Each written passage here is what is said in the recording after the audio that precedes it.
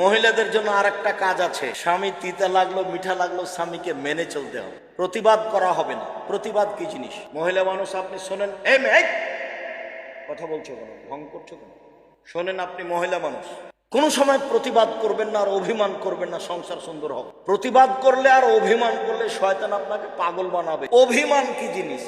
তোমাকে একটা ভালো শাড়ি নিতে বলেছিলাম কতদিন আগে, তুমি করলে না, তুমি আমার কথা মানো না। তোমাকে আমি এই জিনিসটা আনতে বলেছিলাম, তুমি কোনোদিন আনলে না। তখন খালি শয়তান ওই মহিলাটাকে বলবে, দেখ না তোর স্বামী কোনোদিন কোনো কথা মানে না। আবার বলবে, দেখ না তোর স্বামী একদিনও মানেনি।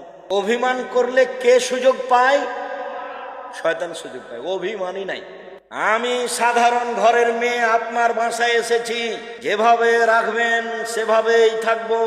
কাপড় মোটা হলেও কোনো আপত্তি নাই, চিকন হলেও কোনো আপত্তি নেই। পান্তা ভাত হোক আর গরম ভাত হোক, আমার পক্ষ থেকে কোনো প্রকার আপত্তি অভিমান নেই। তখন শয়তান কি করবে? তাহলে গেলাম প্রতিবাদ। হ্যাঁ, তুমি আমার মাকে কথা বললে কেন, তুমি আমার মাকে এভাবে বলবে কেন?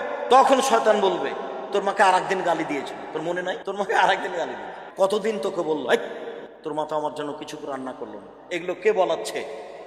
শয়তান বলাচ্ছে। যার জন্য মহিলাদের অভিমানও থাকা হবে না, প্রতিবাদও থাকা হবে না। বুঝা যায় না কথা না? অভিমানও থাকা হবে না, প্রতিবাদও থাকা হবে না, তাহলে সংসার সুন্দর হবে।